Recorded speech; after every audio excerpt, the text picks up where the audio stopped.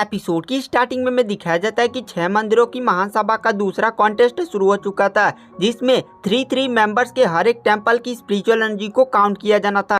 First round में warrior temple से Elder क्यूंगाओ और 2 और उनके दोस्त गए थे और उन लोग की पूरी मिलाकर स्पिरिचुअल एनर्जी लगभग 3,20,000 के पार थी और वहां पर हमें दिखाया जाता है। इसके बाद राउंड होता है असैसिन टेंपल का। असैसिन टेंपल में एल्डर सेंग्यू और उनके 2 साथी जाते हैं। वो लोग अपना हाथ उस स्पिरिचुअल काउंटिंग पिलर पर रखते हैं। उन लोगों की स्पिरिचुअल एनर्जी निकल कर आती है 4.5 लाख और ऐसे ऐसे करके बाकी टेंपल्स के भी मेंबर जाकर अपनी अपनी स्पिरिचुअल एनर्जी को गिनकर अपने टेंपल्स का पॉइंट बढ़ा रहे थे। उसके बाद बारी आती है मेज टेंपल में। मेज टेंपल में एल्डरली और अपने 2 साथियों के साथ जाते हैं। एल्डरली तुरंत अपना हाथ उस स्पिरिचुअल काउंटिंग पिलर पर रखते हैं। उनकी स्पिरिचुअल एनर्जी निकल कर आती है 4,20,000 और वहां पर उनके जो सेकंड नंबर का मैजिशियन था, वो अर्थ मैजिशियन जिसका सामना लॉन्ग हाउचन से हुआ था, उसकी स्पिरिचुअल एनर्जी निकल कर 2,50,000। पूरे मेज टेंपल के इस राउंड में स्पिरिचुअल एनर्जी आई थी लगभग 8 लाख। और इसके बाद नाइट टेंपल की बारी आती।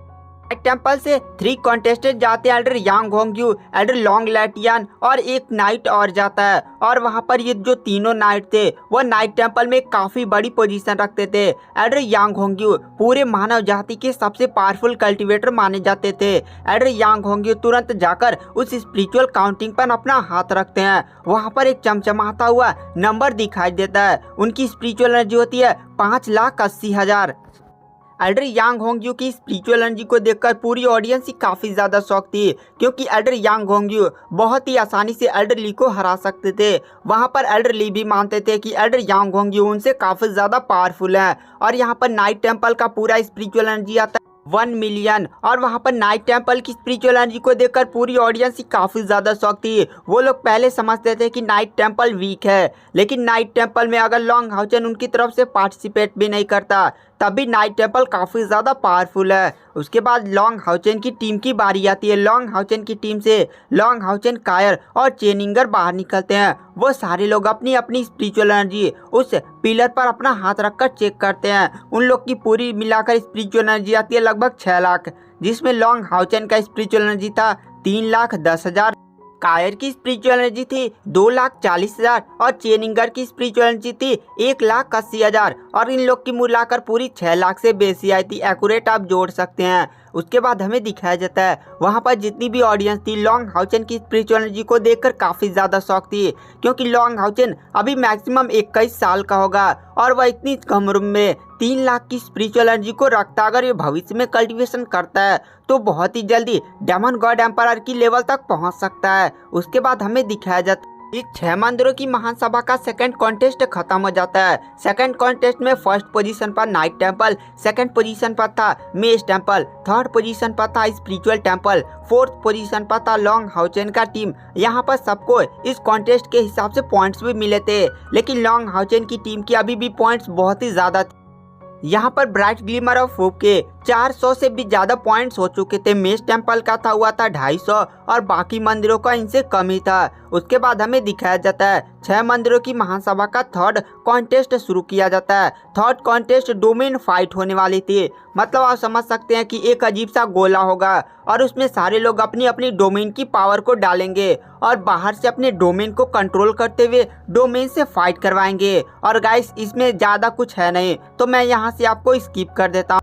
इस थर्ड कॉन्टेस्ट में लॉन्ग हाउचन ही जीतता है, क्योंकि लॉन्ग हाउचन और कायर का डोमेन इस डोमेन फाइट में मिल जाते हैं। लॉन्ग हाउचन का डोमेन था का लाइट गॉड डोमेन और कायर का डोमेन एकदम मिलकर एकदम बहुत ही खतरनाक तरीके से सारे मंदिरों के डोमेन से सबसे आगे चले जाते हैं और इस फाइट का विनर लॉन्ग हाउचन हो जाता है। लॉन्ग हाउचन के पॉइंट्स बढ़कर 500 हो गए थे। मेज टेंपल के 300, नाइट टेंपल के 290 पॉइंट्स हो चुके थे। वहां पर एल्डर ली तुरंत एल्डर चेंगिडियन के पास जाते हैं और कहते हैं मेरे हिसाब से अब 6 मंदिरों की महासभा का आगे कॉन्टेस्ट नहीं कराना चाहिए। यहाँ पर हमें लॉन्ग हाउचन की टीम को विनर घोषित कर देना चाहिए। देखिए वैसे भी आप जानते हैं कि फालतू में आगे के राउंड्स उतने बढ़िया नहीं होंगे और मेरे हिसाब से लॉन्ग हाउचन का बहुत ही ज्यादा पॉइंट्स हो गया है, तो वही लोग जीतेंगे और फालतू में ये सब मुझे अब पसंद नहीं आ रहा है। यहाँ पर जनता भी अब काफी ज्यादा बोर होने लगी है। जो फर्स्ट राउंड राउंड था जिसमें फाइट होने वाली थी वही ज्यादा मायने रखती थी। तो वहाँ पर एल्डर चेंग गिडियन कहते हैं अगर 6 मंदिरों के सारे लोग सहमत हो जाते हैं तो मैं यहाँ पर फाइट बंद करवा देता हूँ और लॉन्ग हाउचेन की टीम को विनर घोषित कर देता हूँ। वहाँ पर नाइट टेम्पल तुरंत मान जाता है, वॉरियर टेम्पल भी मान जाता है, एसेसिन टेम्पल भी मान जाता है, स्पिरिचुअल टेम्पल भी मान जाता है और ऐसे करते करते सारे 6 टेम्पल्स भी लॉन्ग हाउचेन को सहमति दे देते हैं। वहाँ पर एल्डर चेंग गिडियन अरीना में पहुँचते हैं और कहते हैं कि 6 मंदिरों की महासभा यहाँ से खत्म कर दी जाती है। इस 6 मंदिरों की महासभा का विनर है लॉन्ग हाउचेन की team bright glimmer of hope. मैं ब्राइट ग्लिमर ऑफ होप को यहाँ पर बुलाना चाहता हूँ और वहाँ पर ब्राइट ग्लिमर ऑफ होप तुरंत बीच में पहुँचती है। उन लोग का एक बहुत ही ज्यादा भव्य स्वागत होता है। पूरे होली सिटी में ब्राइट ग्लिमर ऑफ होप के चर्चे फैल जाते हैं। पूरे गांव तक ये बात फैल जाती है कि ब्राइट ग्लिमर ऑफ होप ने पूरे 6 मंदिरों की महासभा के सभी पावरफुल कल्टीवेटर को हरा के फर्स्ट पोजीशन हासिल कर लिया। पूरा लॉन्ग हाउचेन का एकदम बहुत ही ज्यादा पूरा सिटी में जलवा हो गया था। तो एल्डर चेंग गिडियन कहते हैं कि जैसे यहाँ पर डिसाइड किया गया था कि जो 6 मंदिरों की महासभा होगा उसका जो विनर होगा, जो डीमंस के खिलाफ लड़ने के लिए पूरे 6 मंदिरों की महासभा के सबसे पावरफुल कल्टीवेटर की आर्मी बनाई जाती है, उसमें काफ़ी बढ़िया पोजीशन रखेगा और वो लोग हेड होंगे और वो लोग ये डिसाइड करेंगे कि ये संगठन बनेगा या नहीं। तो इसका चर्चा कल से मंदिरों में शुरू कर दिया जाएगा। तो यहाँ पर आज की सभा को यहीं पर समाप्त कर दिया जाता है। उसके बाद हमें दिखाया जाता है लॉन्ग हाउचेन इस समय नाइट टेम्पल के एक बहुत ही बड़े कमरे में इकट्ठा था और उसके चारों तरफ उसके टीम के मेंबर्स भी थे।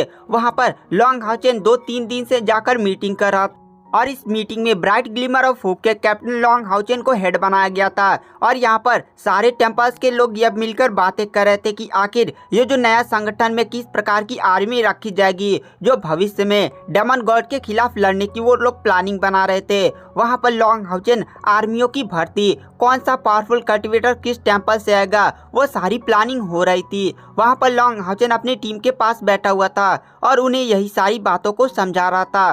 तभी वहाँ पर लिलिन आता है। लिलिन 2-3 दिन से गायब था। उसने एक लेटर लॉन्ग हाउचेन के पास छोड़ दिया था। वहाँ पर लॉन्ग हाउचेन और सारे पूछते हैं कि लिलिन आखिर तुम कहाँ थे, तुमने तो यहाँ पर हमें एकदम काफी ज्यादा डरा भी दिया था। तो वहाँ पर लिलिन कहता है लॉन्ग हाउचेन मैं अपने दादाजी के पास गया था, मैं वहाँ पर सीक्रेट सन फायर कर्स को सीखने गया था। लॉन्ग हाउचेन की टीम काफी ज्यादा शॉक हो जाती है और कहती है क्या तुम सीक्रेट सन कर्स फायर को सीखने गए थे, लेकिन तुम तो वो मैजिक नहीं सीखना चाहते थे ना, क्योंकि उसी की वजह से तुम्हारी माता और पिता की जान गई थी।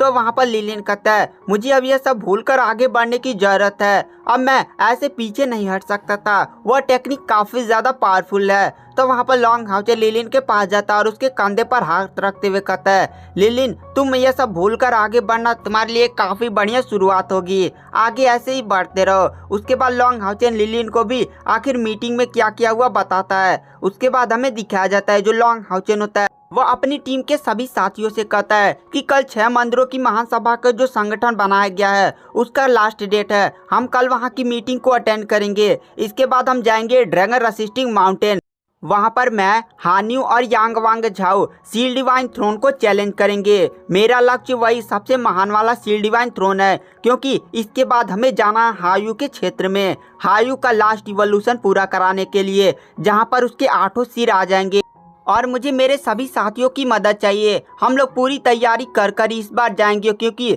हायू का सबसे लास्ट इवोल्यूशन और सबसे ज़्यादा बड़ा इवोल्यूशन होगा, जिसमें हमें काफ़ी बड़ी प्रॉब्लम का सामना करना पड़ सकता है। इसीलिए मैं पहले सील डिवाइन थ्रोन को पाना चाहता हूँ, क्योंकि जब हायू का 7वां और 8वां सिर इवॉल्व होगा तो उस दुनिया की लगभग सारी शक्तियाँ जाग जाएंगी और यह हायू का लास्ट इवोल्यूशन होगा, जिसके कारण हमें बहुत ही बड़ा प्रॉब्लम का सामना करना पड़ सकता है।